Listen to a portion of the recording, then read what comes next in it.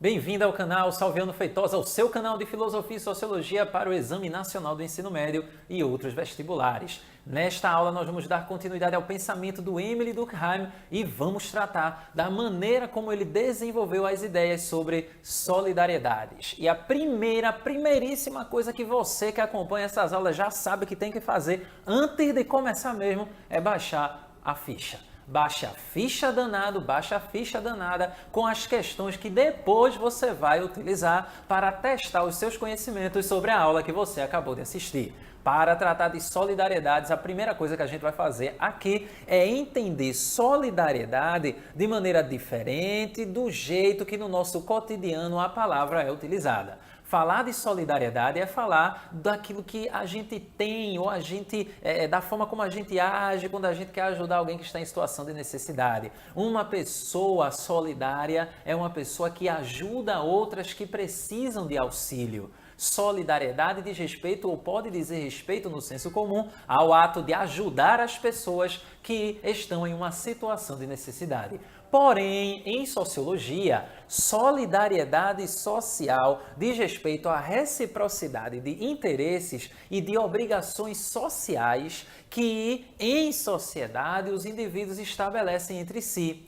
É a forma como a gente responde às práticas sociais que nós não fazemos sozinhos e sozinhas, que diz respeito às práticas sociais que você faz, que eu faço e que todo mundo faz na sociedade em que a gente vive. Diz respeito também aos vínculos que nós estabelecemos em sociedade, a maneira como nós nos relacionamos, nós estabelecemos relações uns com os outros, umas com as outras e todo mundo junto nessa sociedade em que estamos inseridos.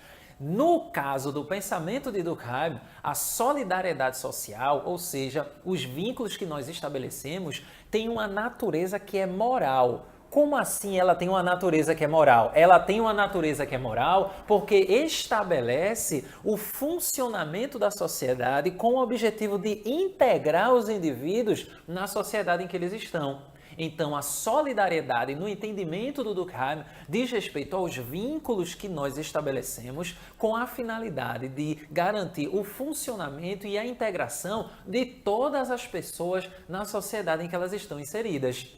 A partir daí, a gente vai desenvolver a ideia do Durkheim, a classificação que ele descreveu, nos tipos que ele identificou de solidariedade, a solidariedade mecânica e a solidariedade orgânica. A solidariedade mecânica, se a gente quiser simplificar, deixar um negócio tão superficial, mas tão superficial que chega a ser estratosférico, a gente vai dizer que diz respeito às formas de organização social que são mais simples. Aquela sociedade, por assim dizer, do interior, longe do centro urbano, bem distante, seria marcada por vínculos de solidariedade ou vínculos que podem ser classificados como solidariedade mecânica.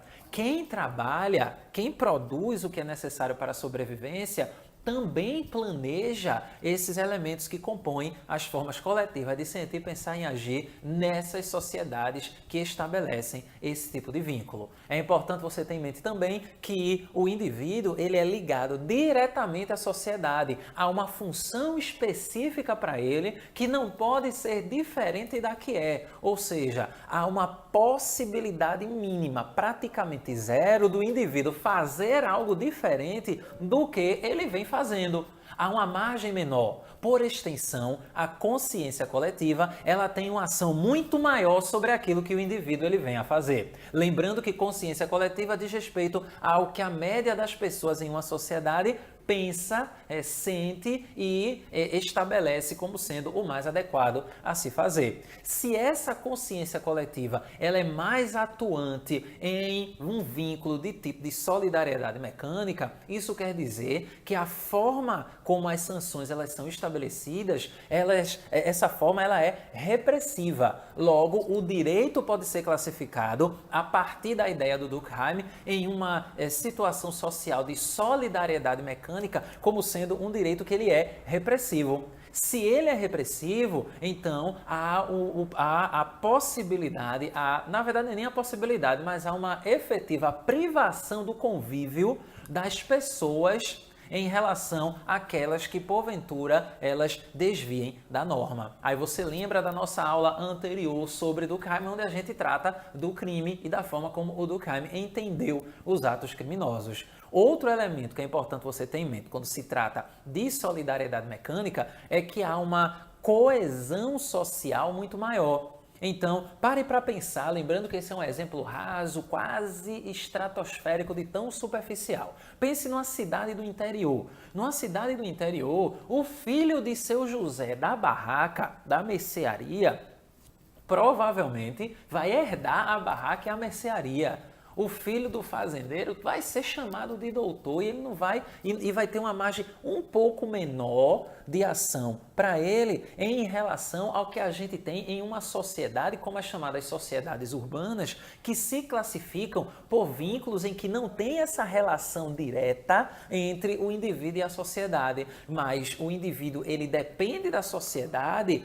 Por quê? Porque é essa estrutura social que vai definir as funções sociais que o indivíduo ele deve realizar, dando uma margem muito maior de ação. O que ao invés da gente identificar uma consciência coletiva, nós vamos identificar representações sociais. Essas representações, elas são coletivas. E o que é que nós temos aí? Enquanto que na solidariedade mecânica há uma semelhança muito grande entre aquilo que o indivíduo faz e aquilo que ele pode fazer em relação às outras pessoas, quando nós tratamos da solidariedade orgânica, o que predomina é a diferença. As representações coletivas estão ligadas a sistemas de funções que são diferentes e são principalmente especiais. As relações, elas se aproximam na diferença. E não existe, como você tem uma sociedade do interior, um controle tão grande, tão exacerbado da coletividade sobre o que o indivíduo vai fazer. Então, é você parar para pensar em uma cidade, por assim dizer, mais complexa, em uma cidade urbana, lembrando que o Durkheim desenvolveu essas ideias na esteira do processo de urbanização, que na França estava bem acelerado, assim como na Inglaterra e por aí vai. Então, ao desenvolver essa classificação de solidariedade orgânica, ele estava percebendo a complexificação das relações sociais a partir dessa divisão do trabalho social.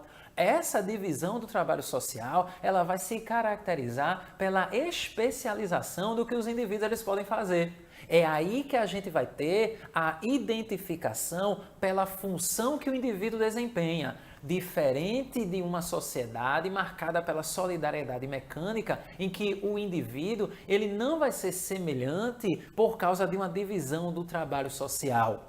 Mas ele vai ser semelhante porque você não tem essa classificação que especifique o indivíduo a partir da forma, ou melhor, da atividade que ele desempenha no modo de produção.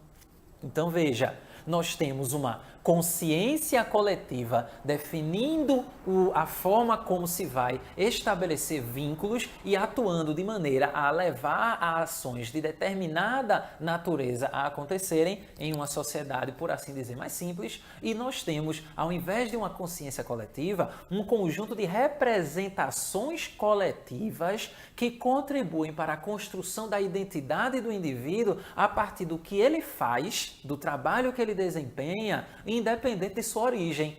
Então, a solidariedade mecânica, ela tem uma divisão social do trabalho infinitamente menor, a partir daí a consciência coletiva age mais, e uma sociedade marcada pela solidariedade orgânica tem uma divisão do trabalho social que estabelece especializações e que a consciência coletiva ela age em uma instância infinitamente menor quando a gente compara no caso da solidariedade mecânica. Esses elementos, eles são fundamentais para a gente entender a forma como a sociedade ela estava passando por transformações e como o Durkheim as analisou.